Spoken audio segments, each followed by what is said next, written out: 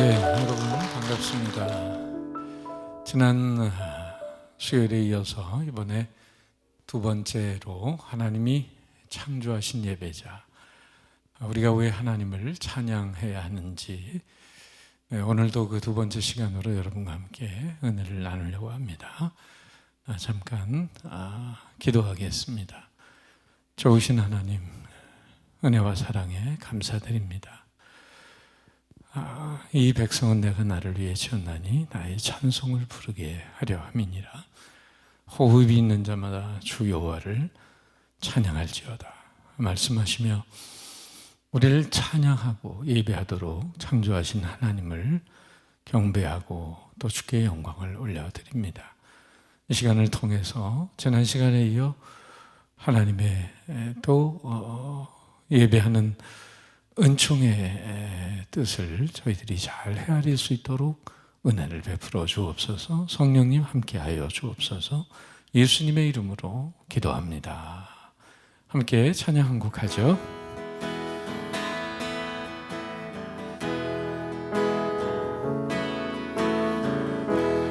따스한 성령님 마음으로 보내 내 몸을 감싸며 주어지는 평안함 만족함을 느끼네. 부르신 곳에서 나는 예배하네. 어떤 상황에도 나는 예배하네. 부르신 곳에서 나는 예배하네. 어떤 상황에도 나는 예배하네.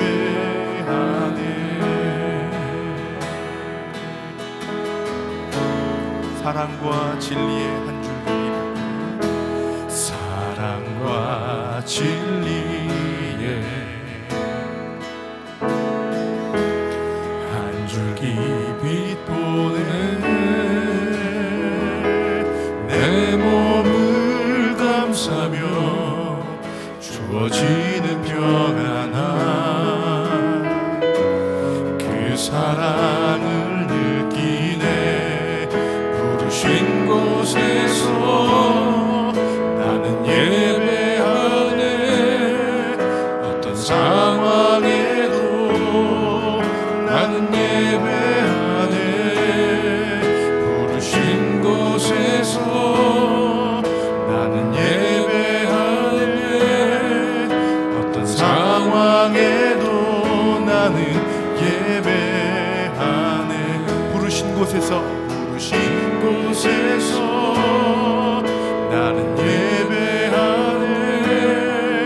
어떤 상황에도 나는 예배하네. 부르신 곳에서 나는 예배하네. 어떤 상황에도 나는 예배하네.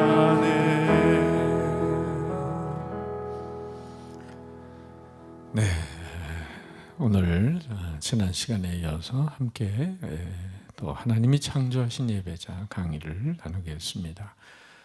우리 PPT 또 내용을 보시면은 구원의 하나님의 은혜는 바로 우리를 창조하신 하나님과의 깊은 연관성을 가지고 있어요. 그러니까 우리가 하나님을 예배할 수 있는 가장 원천적인 근거는 하나님이 바로 창조의 하나님이 되시기 때문입니다.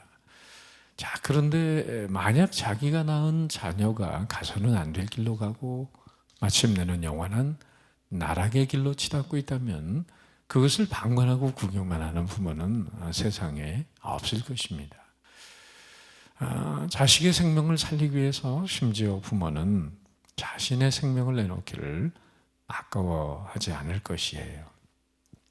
많이 알려진 얘기가 있죠.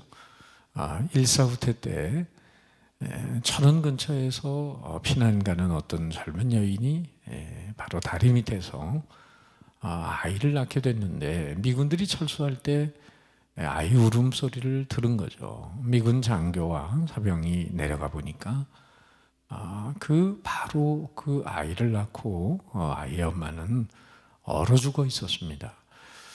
그런데 그 엄마는 아이가 얼어 죽을까봐 자신의 모든 옷을 벗어서 아이를 꽁꽁 싸고 그리고 자신의 온몸으로 그 아이를 끌어안고 엄마는 얼어 죽어 있었던 거죠. 이제 그 엄마를 묻어주고 그 아이를 수속을 해서 미국에 데려갔었는데 20살이 돼서 그 아이가 한국에 다시 오게 됐어요. 그리고 엄마가 묻혔던 것을 찾게 됐는데 추운 겨울에 역시 와서 엄마의 무덤을 찾았을 때 그 아이는 그 청년은 이제 자신의 옷을 하나하나 벗어서 엄마의 무덤에 덮으면서 마미하면서 그 엄마의 사랑을 생각하면서 그 청년은 그 무덤을 부둥켜 안고 그렇게 엄마의 이름을 부르며 사랑의 고백을 했다고 합니다. 일종의 이 얘기는 하나님의 러브 스토리죠. 정말 자신의 아들을 독생자를 내어주면서 우리를 죄와 저주와 사망에서 건져주신 하나님 아버지의 사랑이 바로 그 엄마의 아들을 향한 생명을 내어주는 사랑에 투영되어 있습니다. 이스라엘 민족이 공식적으로 하나님을 경외하고 찬양한 때가 언제일까요? 그때는 바로 홍해 바다를 건너고 하나님을 전심으로 이스라엘 백성들이 찬양한 때인데요. 출애굽기 15장에 모세의 노래, 미리암의 노래가 나와 있거든요. 자, 우리 1절, 2절을 한번 같이 읽어봅니다. 내가 여호와를 찬송하리니 그는 높고 영화로우시며 말과 그 탄자를 바다에 던지셨음이로다. 여호와는 나의 힘이요 노래시며 나의 구원이시로다. 내가 그를 찬송할 것이요 내 아버지의 하나님이시니 내가 그를 높이 이르러다. 바로 이렇게 출애굽의 역사를 이으신 구원의 하나님을 찬양하고 경배해 드렸습니다. 시편 기자는 또 역시 시편 136편 12절에 이렇게 말하죠. 같이 읽어봅니다. 강한 손과 펴신 팔로 인도하여 내신 이에게 감사하라. 그 인자하심이 영원함이로다. 아멘. 자, 그 이후에 구약에 나타난 성막과 성전에서 이루어지는 희생제사는 사실은 영적인 출애굽, 즉 예수 그리스도의 십자가 사건의 그림자가 됩니다. 구약의 반복적인 제사를 끝내고 신약의 예수님을 통한 영단번의 십자가에서 드려진 속죄의 제물로 인해 하나님과 맡겼던 인간의 담이 허물어지면서 하나님의 보좌 앞에 나갈 수 있는 새롭고 산 길을 하나님 편에서 주도적으로 열어 놓으신 것입니다. 이미 최초의 인간 아담이 선악과를 통해 범죄한 이후에 거룩한 피의 제사로 속죄의 은혜가 임했다고 하는 것을 계시하는 것이 바로 가죽옷 사건이죠. 가죽옷은 어디서 나겠어요? 죄 없는 동물이 인간의 죄를 대신해서 피를 흘리고 그 허물을 바로 가죽옷으로 덮었다고 하는 거죠. 죄인이 된 인간이 스스로 하나님 앞에 나갈 수 있는 길은 없습니다. 오직 하나님 편에서 열어놓으신 길을 통해서 나갈 수 있는데 창세기 3장에 범죄한 인간이 하나님의 낯을 피해 동산나무 뒤에 숨은 것을 아시고 죄와 저주와 죽음의 공포에 떨고 있는 인간을 먼저 찾아오신 분이 누구이겠어요? 바로 하나님이시죠. 죄인된 인간이 하나님을 찾아서 하나님 잘못했습니다. 이렇게 용서를 빌어도 부족할 텐데 오히려 그 죄와 저주와 죽음의 공포에 떨면서 동산나무 뒤에 숨어있는 죄인들을 찾아오신 분은 하나님이셨어요. 인간은 무화과 나무 잎으로 자기의 부끄러움을 가리웠지만은 오히려 하나님은 가죽옷을 입혀주시면서 저들의 그 죄를 가리워 주셨다고 하는 거죠. 동산나무 뒤에 숨어있는 인간을 향해 하나님은 사랑의 음성을 들려주셨죠. 아담아, 내가 어디 있느냐? 몰라서 물으시는 거죠. 그렇지 않습니다. 다 전지전능한 하나님께서 인간이 어디 있는지 뭘 모르시겠어요. 이 아담아 내가 어디 있느냐 하는 것은 바로 다 알면서 하나님과의 바른 관계를 묻는 질문인데, 하나님은 벌거벗은 수치와 죄와 죽음의 공포에 떨고 있는 인생을 위해서 가죽옷을 입혀주시죠. 바로 이 사건은 히브리서 9장 22절에 나온 대로 예수님의 피 흘림이 없이는 인간의 죄사함이 없다고 하는 것을 오래전에 최초의 인간 아담이 범죄했을 때부터 이미 피의 구속의 은혜가 임해야 인간은 용서받고 하나님의 보좌 앞에 나올 수 있는 길이 열린다는 것을 계시하신 거예요. 그러니까 가죽옷의 희생은 구약시대에는 성막 성전에서 이루어지는 희생제사의 원형이라면, 신약시대에는 예수 그리스도를 중보로 한 말씀과 성례전을 통한 예배의 모형이었다, 이렇게 생각을 하시면 돼요. 자, 예배의 역사를 한눈으로 볼 수 있는 그림인데요, 한번 잘 보시면은 맨 왼쪽에 하나님의 형상으로 창조된 인간은 죄를 짓기 이전에 하나님과의 투명한 관계, 자연스러운 그런 인간의 삶과 하나님과의 동행하는 시간이 있었어요. 그런데 저 화살표가 그래서 주거니 받거니 하잖아요. 그런데 원죄가 들어왔을 때 그 화살표가 갈라진 것처럼 하나님과 단절이 되고 고통과 수고가 인간의 살 속에 찾아오고 긴장과 갈등이 왔어요. 자, 이렇게 하나님은 범죄한 인간을 내버려 두지 않고 그 죄인들이 하나님 앞에 돌아올 수 있는 길을, 채널을 구약시대에 4가지를 열어놓으셨는데, 그것이 바로 위에 써 있는 족장시대의 단, 그리고 모세 시대의 성막, 그리고 솔로몬 시대의 성전, 그리고 포로 시대의 회당을 통해서 하나님 품에 돌아올 수 있는 길을 하나님이 주도적으로 여셨어요.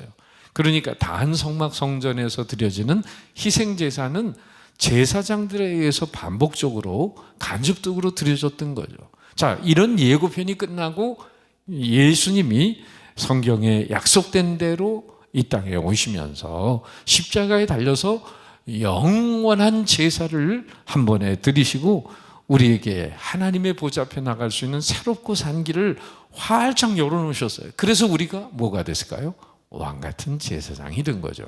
자, 예수님께서 부활 승천해서 가신 다음에 약속한 대로 오순절 성령의 역사가 임하게 됩니다. 그래서 그 영이신 하나님은 바로 어디에 계시냐면 우리의 몸 안에, 우리 안에 들어오셨어요. God in us. 그래서 이제 내주하시는 성령님의 인도를 따라서 우리의 몸은 걸어다니는 이동 성전이 된 거죠. 구약시대, 모세시대에 바로 성막이 이동했던 것처럼 그렇게 우리의 몸 자체가 영이신 하나님이 내주하시면서 우리가 걸어다니는, 움직이는 성전이 되었다고 하는 거죠. 그것은 영적으로 말하면 우리의 삶이 예배가 되고 예배가 삶이 되기를 원하셨던 하나님의 소원을 볼 수 있어요. 자, 그것을 잘 우리가 하나님의 보좌 앞에 나갈 수 있는 길을 여셨다는 중요한 기절이 히브리서 10장 19절 20절에 이제 다 같이 시작.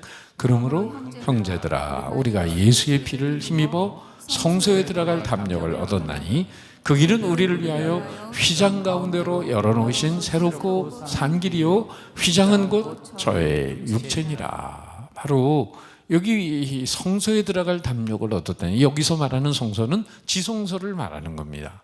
그 길은 우리를 위해 휘장 가운데로 열어놓으셨는데, 여러분 성막을 아시잖아요. 뜰이 있고 성소가 있고 지성소 3단계로 되어 있는데, 바로 성소와 지성소 사이에 막혀있는 휘장이 예수님이 운명하실 때 헤롯 성전에 그 휘장이 쭉 위에서부터 아래로 돌로 찢어졌다고 하는 것은 바로 예수님의 육체가 찢어지면서 오늘 죄인들이 하나님을 예배할 수 있도록 지성소까지 나가는 길이 활짝 열렸다고 하는 거죠. 여러분 할렐루야. 자, 그래서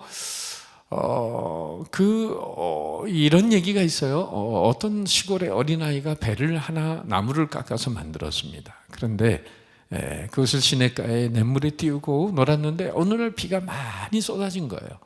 그래서 배가 그 물살에 의해서 떠내려가는데 결국은 이 어린아이는 배를 놓쳐버리고 말았어요. 울상이 됐고 며칠 뒤에 아빠하고 읍내에 나갔는데 글쎄 이 아이가 정성스럽게 깎아 만든 나무로 만든 배가 어느 가게 진열장에 들어있는 거예요. 그래서 아저씨 이거 내 겁니다. 돌려주세요. 그랬더니 그 아저씨는 이거 나도 얻은 건데 네가 가져가려면 돈 10,000원을 가져와야 돼. 그래서 아저씨 이거 팔지 마세요 하고 이 아이는 아빠 심부름을 하고 용돈 10,000원을 모아서 달려와서 자기가 만든 배임에도 불구하고 10,000원을 지불하고 이 아이가 샀다는 거죠. 여러분 이 이야기 속에서도 하나님의 구속의 은혜를 엿볼 수 있는데 하나님이 어린아이가 배를 만든 것처럼 하나님 우리를 창조하셨는데 바로 우리의 자유의지를 통해서 하나님의 품을 떠나서 세상 죄악의 길로 갔을 때 하나님 품에 스스로 돌아올 수 없었지만은 바로 원주인이신 하나님이 당신의 아들 독생자 예수님의 그 속죄의 핏값을 지불하고 다시 아이가 그 돈을 지불하고 자기 것임에도 산 것처럼 하나님은 바로 아들의 핏값을 통해서 우리를 당신의 그 소유된 백성으로 왕같은 제사장으로 삼았다는 얘기가 바로 히브리서 10장에 나오는 이 말씀과 연결이 되고 있습니다. 자, 예배의 첫 순서 여러분 뭐죠? 전통적인 예배의 첫 순서는 예배의 부름입니다. 예배 에로의 부름. 영어로는 call to worship이라고 하는데 아까 아담아 내가 어디 있느냐 이렇게 부르셨던 이 하나님의 음성이 바로 예배학적으로는 예배 에로의 첫 번째 부름인 거예요.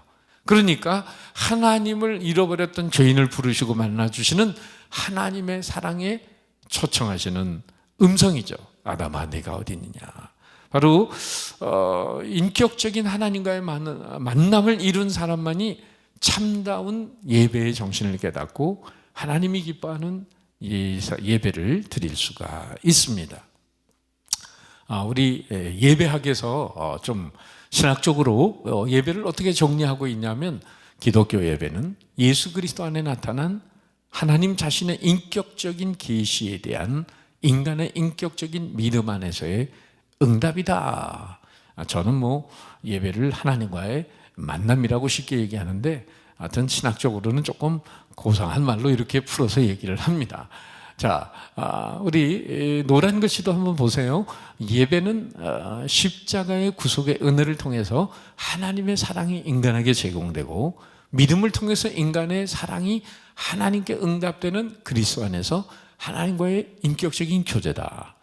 조금 뭐 어려운 말로 하니까 좀 어려운 것 같지만은 한마디로 말하면 예수 그리스도의 사랑을 통해서 나타난 하나님의 그 사랑, 예수님을 통해 나타난 하나님의 사랑의 그 계시에 대한 인간편의 응답으로 감사, 찬양, 경배를 드리는 게 바로 예배다. 이런 얘기예요. 자, 오늘날도 우리가요 10계명의 제1계명을 전심으로 지켜야 되는 이유가 뭘까요? 제1계명 우리 한번 같이 읽어볼까요? 다 같이 나는 나 외에는 너는 나 외에는 다른 신들을 내게 있게 하지 말지니라. 여러분 이 말씀이 출애굽기 20장 3절에 있는데 바로 앞에 기절에 무슨 기절이 있을까요? 알아맞혀 보세요. 바로 여기에 이런 기절이 있어요. 20장 2절 다 같이 시작. 나는 너를 애굽 땅 종되었던 집에서 인도해낸 너의 하나님 여호와로라. 그러니까 이스라엘 백성들이 오로지 하나님만을 경배해야 될 이유는 바로 애굽에서 출애굽한 구원의 은혜를 잊지 말라는 거예요. 그 은혜를 안다면 우리는 다른 신을 경배할 수 없다라고 말씀하고 있는 거죠. 그러니까 독생자를 통한 최고의 사랑 앞에 우리는 최고의 경배를 드려야 된다 하는 거죠. 이 같은 하나님의 구원 행동이 궁극적으로 아들 예수님을 십자가의 제물로 바치는 가운데 이루어졌지만은 그와 같은 구원의 행동이 이루어질 수밖에 없었던 하나님의 사랑의 동기는 뭘까? 바로 역시 하나님이 우리를 지으시고 낳으셨기 때문이라고 하는 거죠. 즉 창조의 하나님이시기 때문에 자기가 난 자식을 살리기에 자신을 희생한 엄마의 이야기처럼 창조의 하나님은 구원의 하나님과 뗄래야 뗄 수 없는 관계 안에 있는 것이다 하는 거예요. LA에서 비행 청소년들과 좀 이렇게 놀다가 가출한 청소년 딸이 있었는데 엄마가 백방으로 딸을 찾았지만은 도저히 찾을 수가 없었어요. 그래서 엄마가 생각한 끝에 LA의 그 뒷골목까지 엄마가 포스터를 만들고 거기다 사진을 넣어가지고 사랑하는 딸아 어서 돌아와다오 이렇게 곳곳에다가 포스터를 붙였는데 자 여러분 그 포스터에는 누구의 얼굴이 들어갔을까요? 만약에 집을 나간 딸의 얼굴이 거기에 들어가 있다면 그 딸이 그 포스터를 보면서 더 창피하게 생각하고 그리고 오히려 집으로 돌아올 생각을 안 하겠죠. 그걸 다 알고 엄마는 바로 그 포스터 안에 자기의 자존심을 내려놓고 엄마는 체면과 자존심을 접고 자기의 얼굴을 그 포스터에다가 집어넣은 거예요. 그리고 나서 딸에게 돌아와 달라고 하는 이 포스터를 보고 그 집 나간 딸이 집으로 돌아오게 되었다고 하는 거예요. 제가 어려서 그 인형이 있었는데 저희 집에 이런 인형의 가슴판에 이런 글자가 써 있었어요. I love you this much. I자가 빠졌네요. I love you this much. 그래서 두 팔을 이렇게 벌리고 해가지고 나는 이만큼 당신을 사랑합니다. 그때는 제가 예수님을 안 믿을 때거든요. 그러니까 옛날에 엄마 아빠들이 아들 딸한테 너 엄마 아빠 얼마만큼 사랑하니? 그럼 뭐 이만큼 뭐 하늘만큼 땅만큼 뭐 이런 것처럼 그렇게 생각했는데 나중에 예수님을 믿고 보니까 그 인형의 가슴에 써 있던 이 이야기는 이 문장은 바로 예수님이 이렇게 죽기까지 우리를 사랑한다고 하는 그런 사랑의 고백이었더라고요. 우리가 하나님의 지으심을 받았다는 사실과 아울러 하나님의 크신 은혜로 구원되어졌다는 사실은 더욱 그 앞에 감사의 예배를 드리지 않을 수 없게 만드는 것이죠. 우리가 잘 아는 나 같은 죄인 살리신 이 찬양을 작시한 영국의 존 뉴턴이라고 하는 사람은 원래 아프리카에서 까만 사람들을 잡아다가 그 사람들을 파는 노예 장사꾼이었어요. 그런데 이 사람이 회개를 하고 예수님을 믿고 나중엔 목사가 돼서 이런 찬송을 전 세계 모든 안 믿는 사람들까지 아는 어메이징 그레이스 이 찬양을 작시한 사람이 됐는데 그분은 평생 이 노예복을 입고 그렇게 설교를 했다고 전해지는데요. 그런 나 같은 죄인을 살려주신 하나님의 은혜를 잊지 않기 위해서 그랬다고 합니다. 여러분 예배는 구원의 하나님에 대한 감사의 반응이 되기 때문에 거긴 뭐 귀찮은 것이나 형식이라는 것이 있을 수 없고 인간의 공로가 될 수도 없고 그것은 기쁨이고 즐거움이 되는 줄 믿습니다. 자, 우리 시편 100편 4절 다 같이 읽어보죠. 시작. 온 땅이여 여호와께 즐거이 부를지어다 기쁨으로 여호와를 섬기며 노래하면서 그 앞에 나아갈지어다. 1절이죠. 4절도 다 같이 시작. 그에게 감사하며 그 이름을 송축할지어다. 그러니까 우리가 기쁨으로 하나님을 예배할 수 있는 이유가 뭐냐면은 바로 우리를 창조하셨을 뿐만 아니라 우리를 독생자 예수님을 통해 구원해 주신 그 은혜 때문이다 하는 거예요. 하나님의 구원은 바로 예배자의 무한한 기쁨이 되며 심적인 동기가 돼요. 계시록 19장 1절 다 같이 시작. 할렐루야. 구원과 영광과 능력이 우리 하나님께 있도다. 그래서 계시록에서도 하늘나라에 가서도 우리가 구원의 은혜를 찬양하게 되는 거죠. 자, 첫 번째는 창조하신 하나님의 은혜를 따라 우리가 그것 때문에 지어주신 하나님의 은총으로 인하여 하나님을 예배하고 하나님께 영광을 돌릴 수 있다고 했고, 두 번째 좀 전에 말씀드린 것은 하나님이 우리를 구원해 주신 그 구원의 은총 때문에 우리는 감사, 찬양, 경배를 드리면서 하나님을 예배하지 않을 수 없다고 했죠. 세 번째 중요한 이유는 보호와 인도하심의 은혜입니다. 여러분, 출애굽한 이스라엘 백성들을 하나님이 어떻게 했어요?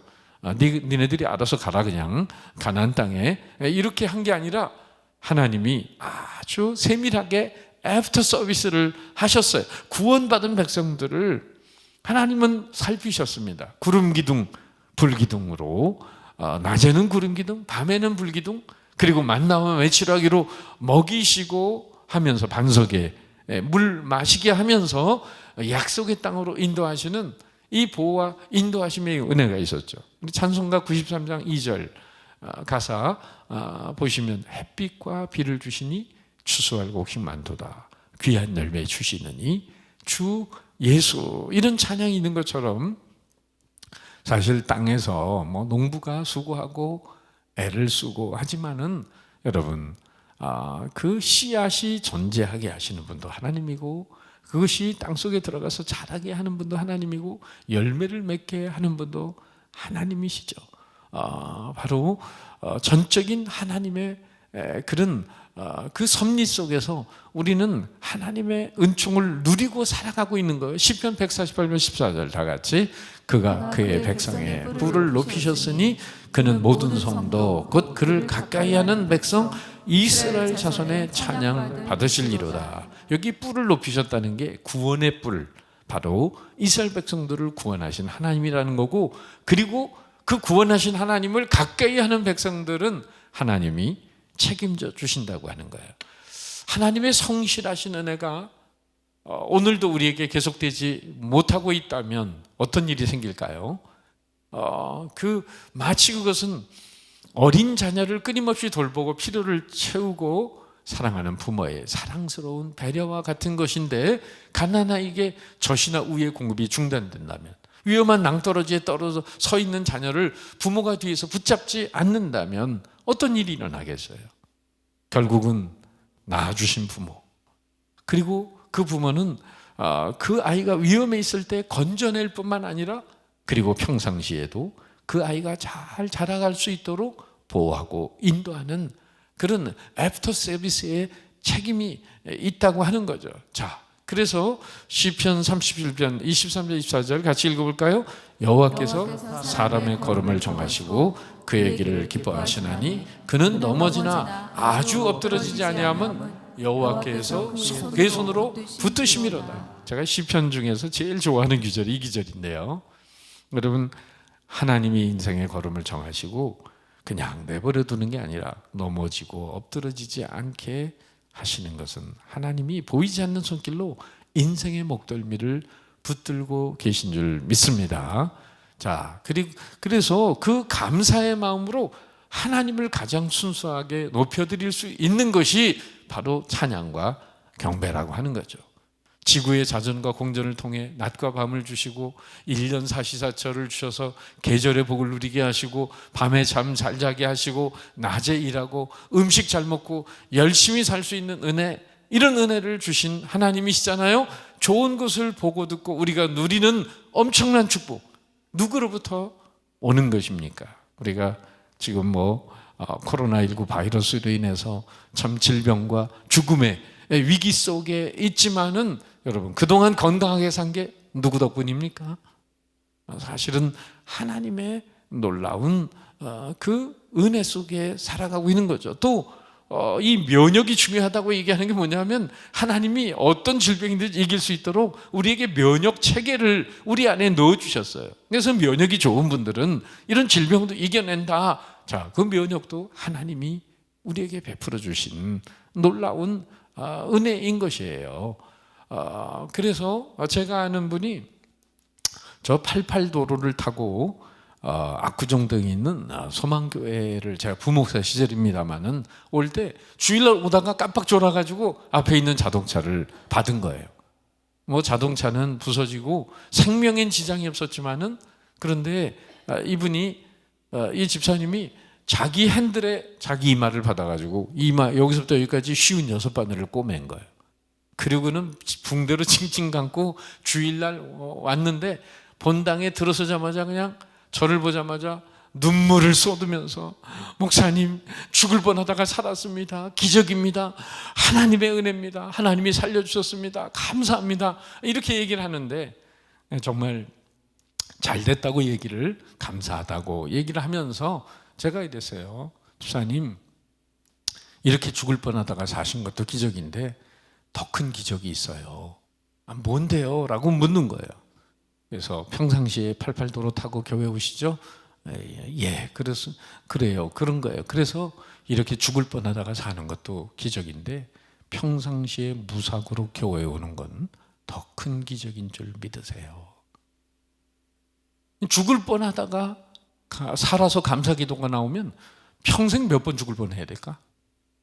이 모습 이대로가 무사고로 다니는 거는 더 큰 기적이다 이거예요. 그러니까 사도행전 16장 25절 한번 같이 읽어볼까요? 한밤중에 바울과 실라가 기도하고 하나님을 찬송하며 이에 갑자기 지진이 나서 옥토가 움직이고 문이 곧 열리며 모든 사람의 매인 것이 다 벗어진지라. 바울과 실라는 좋은 일하고 복음 전하고 귀신 들린 아이의 영혼을 고쳐주고 했는데 결국은 그것 때문에 오히려 귀신 들린 아이가 점을 치면서 돈 벌게 해줬었는데 그 아이가 맨정신으로 돌아오니까 그 주인이 관가에 고발을 해가지고 매를 때려가지고 빌립보 감옥에다가 바울과 실라를 쳐넣었잖아요. 그런데 여기 사피의 역사가 일어나는 거예요. 영어로 말하면 감옥이나 어디서나 이 영으로 계신 하나님의 임재 앞에 사도 바울은 거기서 한밤중에 뭐 했다고 했어요? 찬송했어요. 예배했어요. 그러면 뭐 살려달라고 예배한 게 아닙니다. 지금 여기까지 산 것만 해도 하나님의 은혜입니다. 하나님의 축복입니다. 여기서 죽어도 순교해도 하나님께 감사합니다. 이런 마음으로 하나님의 은혜를 찬양했는데 자, 여기 하나님이 그 찬양을 들으시고 땅에 지진을 보내서 옥토가 흔들리고 옥문이 열리면서 그 죄수들이 다 도망간 게 아니라 오히려 바울과 실라가 기다릴 때 간수가 와서 자결을 하려고 죄수들이 다 도망가서 이제 자기가 책임을 지려고 자결을 하려고 할 때 바로 바울과 실라가 그 간수를 말리면서 무슨 얘기를 하죠? 사도행전 16장에 주 예수를 믿으라 그리하면 너와 내 가족이 구원을 얻으리라. 자, 인생의 사피, 문제가 있어요. 문제, 프로블렘. 그런데 문제 속에도 하나님의 임재가 있다. 그 속에 하나님이 함께 계시다. 하나님의 뜻을 생각하고 프레이즈, 찬양하고 경배를 드리면 파워, 네 번째 하나님의 권능이 임하게 되는 줄 믿습니다. 자, 그래서 예배는 여러분 더 이상 하나님께 무엇을 받아내려는 마음으로 나가서는 안 됩니다. 하나님의 베푸신 은총에 감사하고 감격하며 때 묻은 영혼의 새로워짐과 동시에 헌신된 삶을 살기로 결단하는 예배가 돼야 한다는 거예요. 그래서 솔로몬이 왕이 된 다음에 제일 먼저 한 일이 뭔지 아세요? 1000번제를 드렸어요. 1000번의 제사를 드렸는데 여러분 그 밤에 왜? 하나님께 감사하면서 솔로몬이 누구 아들입니까? 다윗과 바세바의 아들이잖아요. 하나님이 다윗과 바세바를 그 죄 지은 것대로 하나님이 심판했다면 뭐 솔로몬이 태어나기라도 하겠습니까? 그런데 그 솔로몬이 많은 자녀들 중에 세 번째 이스라엘의 왕이 되잖아요. 분에 넘치는 하나님의 축복을 감사하면서, 감사와 헌신의 의미가 번제거든요. 1000번제를 드렸는데 하나님이 그 밤에 꿈에 나타나셔서 솔로몬아, 내가 네게 뭘 줄까? 그때 우리가 아는 대로 부귀영화를 구하지 않고 뭘 구했습니까? 이 백성을 다스릴 수 있는 지혜로운 마음을 달라고 구했어요. 그랬더니 구하지 않은 부귀영화를 덤으로 주셨다는 거예요. 자, 여기서 우리가 예배를 어떻게 드려야 되나? 여기 지금 화살표가 왜 그려져 있나 하는 게 뭐냐면, 잘 보세요. 제가 이 물병을 가지고 있는데, 자, 하나님을 내가 요만큼만 높여드리면 요만큼의 무게와 은혜와 축복이 돌아와요. 그런데 내가 하나님의 받은 은혜와 축복이 너무 감사해서 그분을 전심으로 높여드리면 내가 받기도 어려울 만큼 하나님의 은혜와 축복이 되돌아오는 줄 믿으시기 바랍니다. 바로 하나님을 순수하게 받은 것 때문에, 받기 위해서가 아니라 받은 것 때문에 감사해서 올려드릴 때 바로 넘치는 은혜와 축복이 오는 거죠. 시편 103편 2절에서 5절, 다윗이 노년에 일생을 회고하면서 쓴 시편 중에 하나님이 베푸신 은혜를 이렇게 찬양하는 거예요. 다 같이 시작. 내 영혼아 여호와를 송축하며 그의 모든 은택을 잊지 말지어다. 그가 내 모든 죄악을 사하시며 내 모든 병을 고치시며 내 생명을 파멸해서 속량하시며 인자와 국률로 관을 씌우시며 좋은 것으로 내 소원을 만족케 하사 내 청춘을 독수리같이 새롭게 하시는도다. 자, 이 다윗의 고백을 보면은요, 하나님이 창조하는 은혜, 구원의 은혜, 특별히 다윗과 밧세바는 그 죄, 간음죄, 살인죄를 저질렀던 일생의 오점을 남겼잖아요. 그러니까 하나님이 정말 인자와 궁일로 관을 씌워주셨다는 구원의 은혜를 떠올리면서 거기다가 덤으로 뭐예요? 병을 고쳐주시고 또 좋은 것으로 소원을 만족해 주시고 청춘을 새롭게 하시는 이 하나님의 애프터 서비스 하시는 보호와 인도하시는 은총 때문에 하나님을 찬양하고 경배드립니다. 이런 예배하는 이유가 크게 세 번째는 보호와 인도하심의 은총 때문이다 하는 거죠. 자, 이 창조의 은혜, 구원의 은혜, 보호와 인도하심의 은혜는 과거적인 은총이라고 제가 첫 번째 말씀을 드렸어요. 그 과거적인 은총 안에 창조의 은혜, 구속의 은혜, 또 보호와 인도하심의 은혜가 있는데, 자, 그러면 현재적으로 우리가 하나님을 예배하는 이유는 뭐냐? 여기 써 있는 대로 하나님과의 친밀감. 여러분, 예배는 하나님과의 만남인데 사람 누구하고 친해집니까? 오랜만에 어쩌다가 1년에 한두 번 만나는 사람이 친해요? 자주 만나는 사람이 친해요? 자주 만나는 사람이 친해요. 그래서 가족이 친한 거 아닙니까? 물론 요즘 뭐 가까이 있어서 뭐 싸우기도 좀 한다고 하지만은 하나님과의 친밀감은 승리의 원동력이에요. 승리의 원동력이 되는데, 자, 여러분, 인생이 가끔 피곤한 이유가 있어요. 우리가 하나님의 일을 교회에서 하면서도 어떤 때는 의무감에 매이고 억지 춘향에 매이고 책임과 매너리즘에 빠지는 이유가 뭔지 아세요? 바로 사랑의 문제입니다. 그래서 그 간호사가 환자를 돌보는 건 일입니다. 여러분, 그런데 그 간호사가 갑자기 젊은 환자하고 이 젊은 간호사가 눈이 맞아가지고 거기에서 사랑이 싹텄다고 생각해 보세요. 자, 질문 드립니다. 그때부터 간호사가 환자를 돌보는 건 일인가요? 놀이인가요?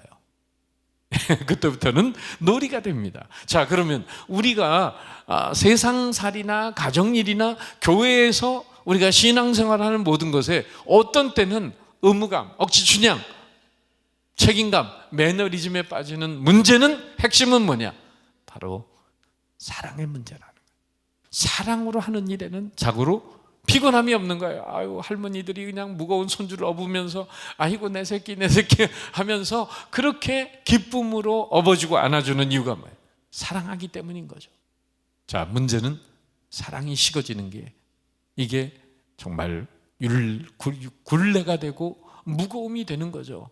자, 여러분, 마태복음의 22장에 보면은 사랑의 대계명, 즉 더 그레이트 커맨드먼트라고 하는 주님의 모든 성경을 다 합쳐놓은 그 규절이 여기 있죠. 마음을 다하고 성품을 다하고 뜻을 다하고 목숨을 다하고 주 너의 하나님을 사랑하라. 이것이 너의 첫째 되는 계명이요 둘째는 그와 같으니 네 이웃을 네 몸과 같이 사랑하라. 여기에 온 율법과 선지자의 강령이 있느니라. 이게 마태복음 22장 밑에 있는 30절 40절의 말씀인데, 마태복음의 맨 마지막에 가서는 소위 더 그레이트 커미션이라고 하는 대계명을 말씀하세요. 지상명령, 땅끝까지 가서 복음을 전해라는 말씀이 있잖아요. 자, 어느 게 먼저 나왔어요? 둘 중에 순서적으로 보면 사랑의 대계명인가 대사명인가? 사랑의 계명이 먼저 나왔다는 얘기죠. 자, 우리가 믿지 않는 사람들에게 다가가고 열방을 향해 나가라고 하는 주님의 명령을 붙잡는 것은 절대적으로 필요한 일입니다. 그러나 그런 섬김의 마음은 1차적인 게 아니라 2차적이어야 한다는 거예요. 이 우선순위를 뒤집은 사람이 누구냐면은 누가복음 10장에 나오는 베다니의 3남매 중에 마르다라는 여인이에요. 바로 이 마르다의 육신적인 자아가 타고난 열정이, 그 자아와 타고난 열정이 그녀를 연인이 되기 이전에 일꾼이 되도록 몰아간 것은 분명히 우선순위가 뒤집힌 거예요. 그러니까 마리아는 예수님의 발 앞에 앉아서 그 말씀을 경청하면서 그 은혜를 사모하고 있어요. 그런데 마르다는 오히려 예수님을 위해서 음식을 만든다고 뛰어다니면서 오히려 씩씩거리고 동생을 나무라고 그러면서 자기를 알아주지 않는다고 분통해하고, 이런 모습을 볼 때, 자, 여러분, 우리 하나님의 집에는 마르다도 필요하고 마리아도 필요한데, 이 누가복음 10장의 마르다 마리아의 이야기를 통해서 하나님이 우리에게 말씀하시는 예배적인 관점의 메시지는 뭐냐면, 마르다가 되기 전에 마리아가 먼저 되라는 거예요. 그래서 하나님과의 친밀감 안에서 마르다가 되면은 정말 붕붕 뜨는 거죠. 기쁨으로, 감사함으로, 즐거움으로 하나님의 일을 감당하게 되는 거죠. 왜 오늘 우리 그리스도인들이 삶의 피곤함과 탈진과 무기력함이 찾아오겠습니까? 그것은 마리아처럼 연인이 먼저 되지 않고 마르다처럼 일꾼으로만 살아가고 있기 때문이 아니겠어요? 영국에 유명한 캠멜 몰간 목사님이라고 계셨는데, 이분이 어린 딸이 있어요. 교회에서 일과를 마치고 집에 들어오면은 어린 딸하고 이제 공원, 파크, 공원을 산책하는 게 이 목사님에게는 즐거움이었습니다. 그런데 어느 날 어린 딸이 아빠, 앞으로 한 달 동안 아빠하고 산책 못해요. 이제 이유는 나중에 말씀드릴게요. 아빠가 많이 섭섭해했어요. 그런데 한 달 동안 뭐냐면은 아빠를 위해서 엄마하고 같이 아빠를 위한 생일 선물을 만드느라고 시간이 모자란 거예요. 없는 거예요. 그래서 나중에 한 달 뒤에 아빠를 위한 생일 선물을 어린 딸이 내놓으면서, 아빠, 그동안 아빠하고 산책 못한 것은 이 생일 선물 만드느라고 그랬어요 하고 선물을 드렸더니, 아빠 캠멜 몰간 목사님이 얘야, 너무 고맙구나. 나는 이 생일 선물도 고맙지만은 나는 너하고 산책하는 게 더 좋아. 여러분, 이것이 하나님의 마음입니다. 우리가 하나님 앞에 이런저런 일을 하고 애쓰고 노력하고 수고하는 것 중요하지만 하나님을 먼저 예배하는 게 더 우선돼야 한다는, 하나님과의 친밀감 안에 거하는 것, 그것을 너무 기뻐하는 거예요. 우리 연로하신 부모님들한테 따로 사는 분들이 있죠. 자녀들이 좀 자주 찾아가 뵐 필요가 있어요. 물론 쉬운 일은 아닐 수 있지만은 부모님들이 얼마나 좋아합니까? 사과 한 상자 보내는 거, 갈비 한 상자 보내는 거 좋아하시겠어요? 찾아와서 만나고 함께 교제하는 걸 좋아하시겠어요? 생각해 보세요. 하나님 아버지의 마음도 어떤 걸 좋아하겠느냐, 그거예요. 그러니까 WRK work, 일은 WALK work, 동행. 이 예배가, 즉 주님과 걷는 교제가 잘 이루어질 때 주어지는 결과라고 하는 것이죠. 자, 하나님과의 은밀한 교제 안에서 사랑의 기름 부으심이 부어질 때 그 사랑은 나를 통해 이웃과 세상으로 자연스럽게 흘러가는 겁니다. 그래서 우리가 큐티, 이 과야의 타임, 개인 예배를 말씀 묵상을 통해서 드리고, 그리고 뭐예요? 새벽 기도, 주일 예배, 또 수요 오전 예배, 금요 기도회, 이런 회중 예배를 통해서 또 공동체적으로 주시는 은혜를 경험하고, 그리고 삶의 현장에서 삶으로 풀어내는 예배를 드려야 된다.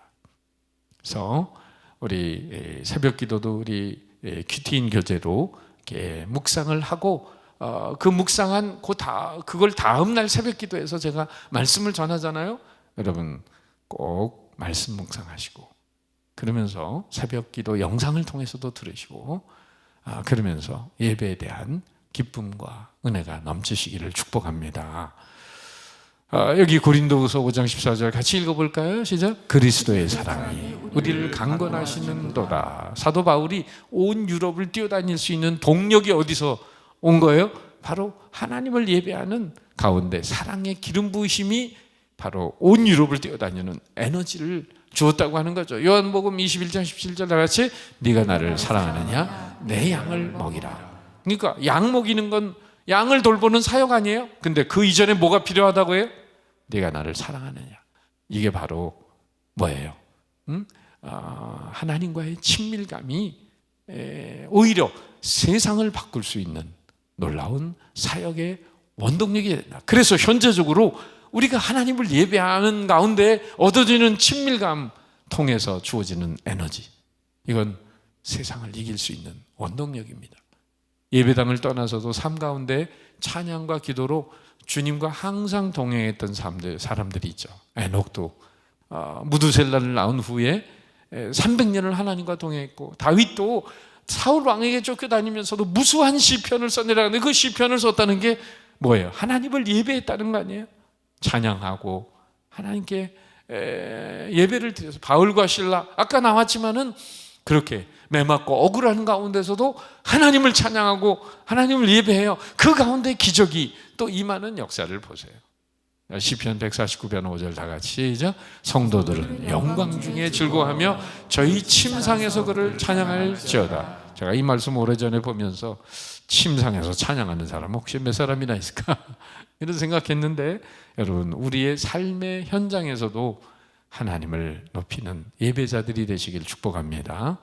자, 주님은 우리가 일꾼 이전에 연인이 되고, 사명자 이전에 예배자가 되고, 군사 이전에 신랑 되신 그리스도의 신부가 되기를 원하십니다. 다윗이 그렇게 사울 왕을 피해 다니면서도 하나님을 예배했던 것, 다니엘이 사자굴에 들어가는 위기를 알고서도 창문을 예루살렘을 향해 열어놓고 하나님께 기도하기를 쉬지 않았던 것, 또 어리석은 다섯 처녀와는 달리 슬기로운 다섯 처녀가 그런 여분의 기름을 늘 준비했다는 것, 이 스페어 기름을 준비했다는 게 다른 점인데, 그게 뭐냐면 늘 사역을 위해서만 일하는 하나님을 예배하는 사람이 아니라 자기 영혼을 위해서 직접 예배하는 사람들이 먼저 될 때, 이 여분의 기름이 있는 사람들이 바로 사역에서도 놀라운 영적 싸움에서 승리를 하게 된다. 요셉도 하나님과 함께함으로 이 세상의 유혹을 이겨내잖아요. 존 파이퍼 목사님, 미국의 유명한 은퇴하셨지만은 죄는 이런 말씀하셨어요. 죄는 우리 마음이 하나님으로 만족하지 못할 때 나오는 행동이다. 그러니까 하나님과의 깊은 만남 속에서 그분과의 친밀감 안에서 하나님의 은혜가 넘치게 되면 죄는 가까이 올 수가 없다는 거죠. 문제는 우리의 삶 속에 죄의 유혹에 흔들리는 이유는 하나님과의 친밀감에서 멀다는 얘기죠. 죄의 유혹을 이기는 정도가 아니라 어둠의 권세를 이기는 승리의 비결이 하나님과의 친밀감 안에 있음을 가장 잘 보여주는 성경의 예가 바로 에스더 왕비의 이야기인데요. 여러분, 이스라엘 민족이 포로로 잡혀갔다가 포로에서 귀환하고도 이방 땅에 남아 있는 사람들 가운데 있었던 사건의 이야기인데, 유다인 중에 바로 에스더가 아하수에로 왕의 왕비로 간택이 되잖아요. 그런데 이 성경 스토리 잘 아시겠지만 하만이라는 간신이 에스더의 사촌 오빠인 모르드게만 미워하는 게 아니라 모르드게의 민족인 유다 백성들을 다 몰살하려고 하는 음모를 꾸몄을 때 이거를 역전 드라마를 시키는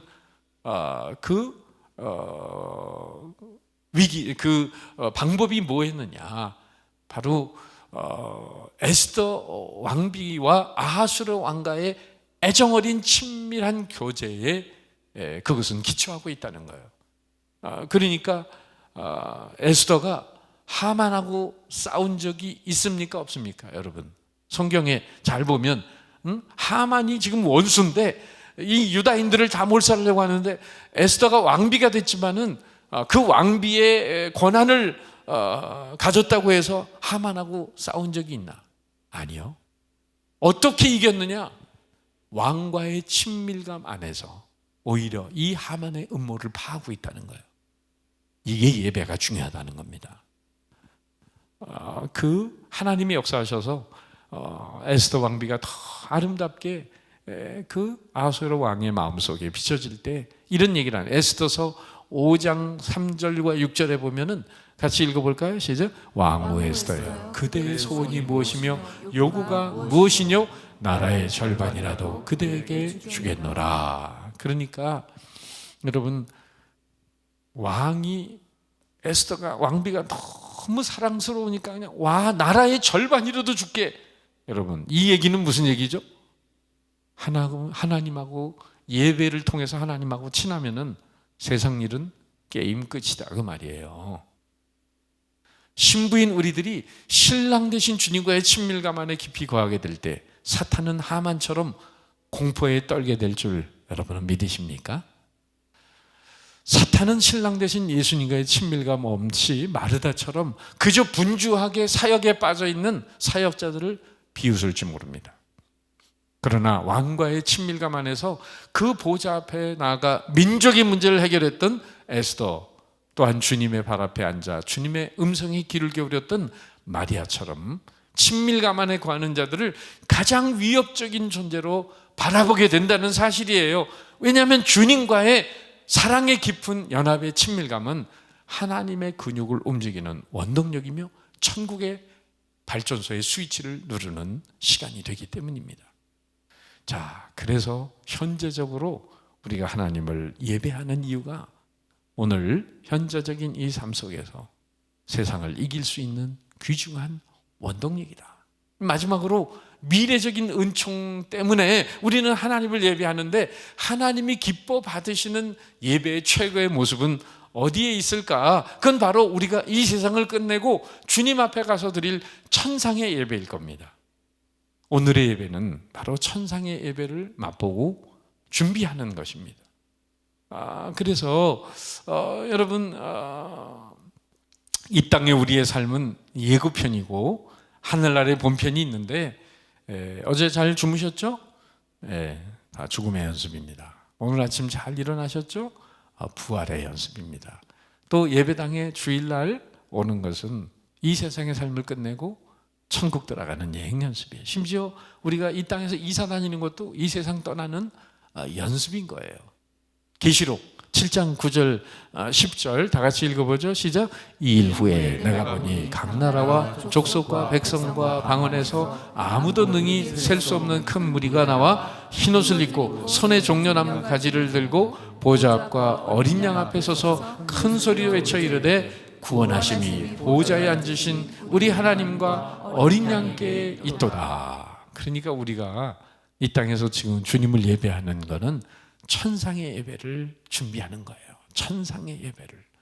존 파이퍼 목사님은 선교의 궁극적인 목적은 예배에 있다.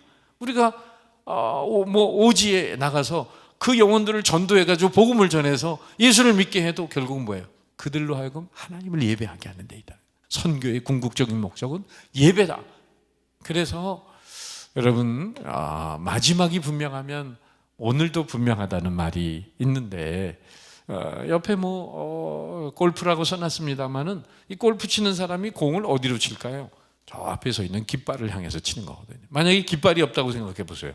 여기서 어디로 쳐야 되는지 얼마나 방황이 되겠어요?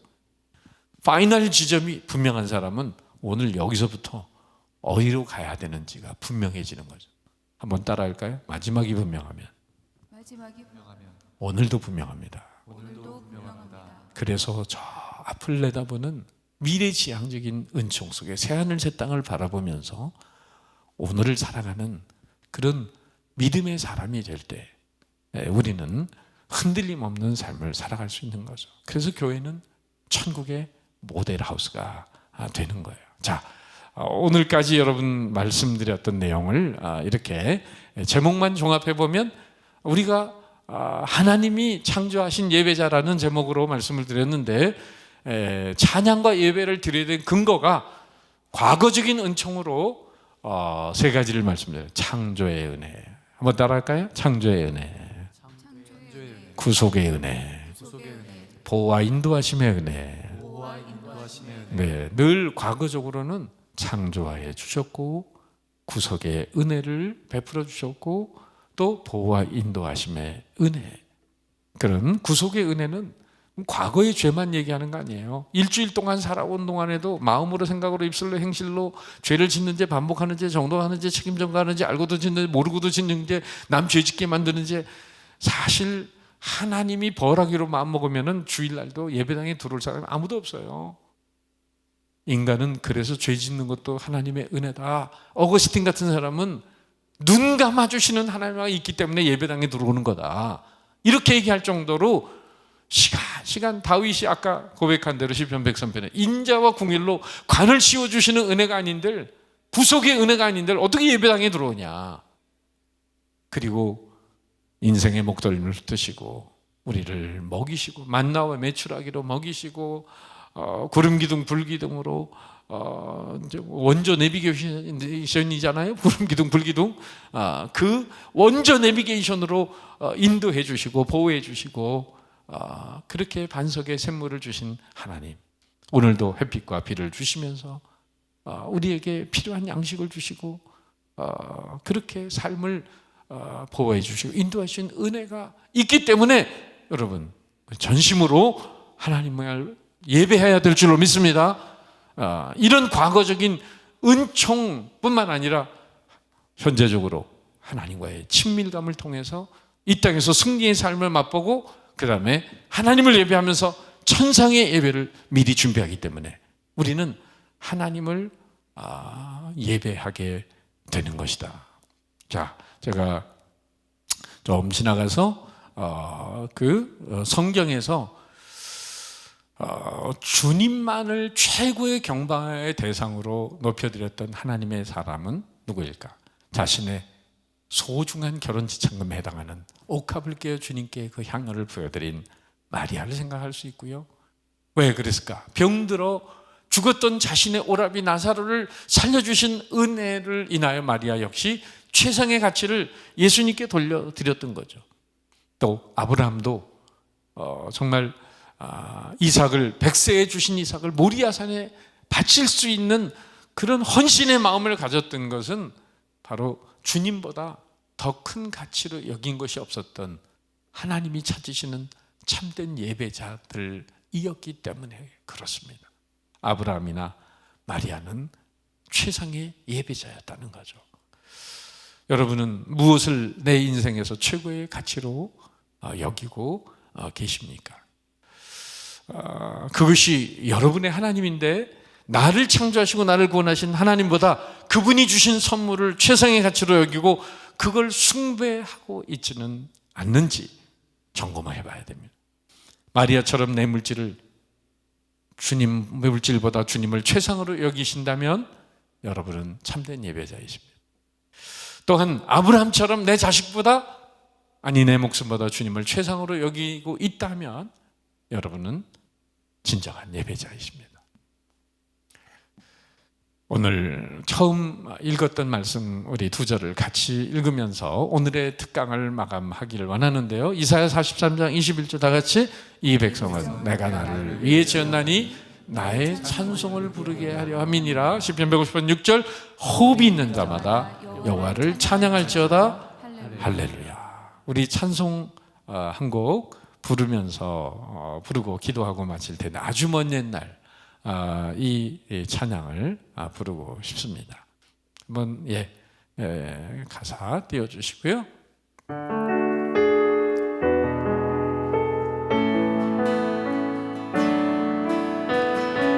아주 먼 옛날 하늘에서는 당신을 향한 계획이 있었죠. 하나님께서 바라보시며 좋았더라고 말씀하셨네. 이 세상 그 무엇보다 귀하게 나의 손으로 창조하였노라.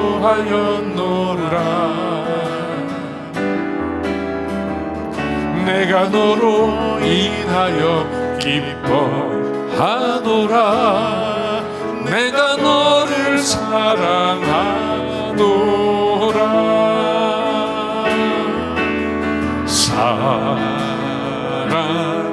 사랑해요 축복해요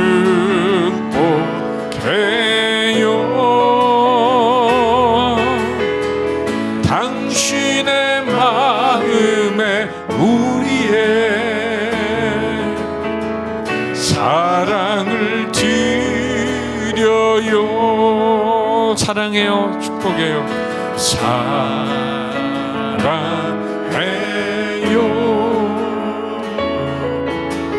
축복해요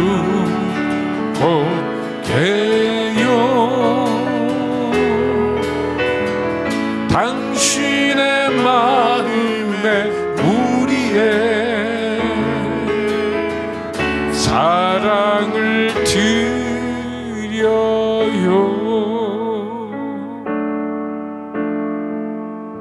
기도하겠습니다. 하나님, 우리가 왜 하나님을 찬양하고 경배해야 되는지, 하나님이 우리를 이 땅에 창조해 주시고 또 우리를 독생자 예수님의 피값 주시고 구원해 주시고 또 보이지 않는 손길로 우리의 삶을 보호하고 인도하시는 에피터 서비스의 은혜를 베풀어 주시고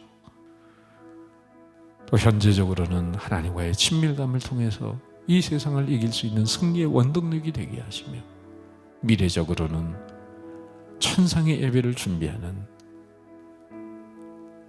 이 땅의 진정한 예배자로 살아갈 수 있게 해주신 것을 감사드립니다. 우리가 비록 코로나 바이러스로 인해서 떨어져서 영상을 통해 예배를 드리고 있다 하더라도 우리가 드리는 예배가 얼마나 소중한지, 왜 하나님을 그렇게 전심으로 마리아처럼 아브라함처럼 경배하며 찬양하고 주께 영광을 돌려야 하는지, 하나님, 솔로몬이 1000번제를 드리면서 하나님을 최고로 높여드릴 때 구하지 않은 하나님의 은총의 복을 덤으로 받았던 것처럼 복을 받기 위해서 드리는 게 아니라 이미 받은 사랑과 은총 때문에 전심으로 하나님을 높여드리고 반응하는 그런 감사와 찬양과 경배가 전심으로 올려드리는 예비자가 되어서 하나님을 높이는 당신의 백성들을 하나님 축복하여 주옵소서. 나를 존중히 여기는 자를 존중히 여기고 나를 멸시하는 자를 내가 멸시하리라 말씀하신 하나님, 우리의 삶 속에서 조금도 주님을 부인하지 않으며 주님을 늘 영화롭게 해드리는 삶의 예배자들로 살아가게 하여 주옵소서. 함께해 주신 은혜 감사하며 예수님의 이름으로 축복하며 기도합니다. 감사합니다. 여러분, 사랑하고 축복합니다.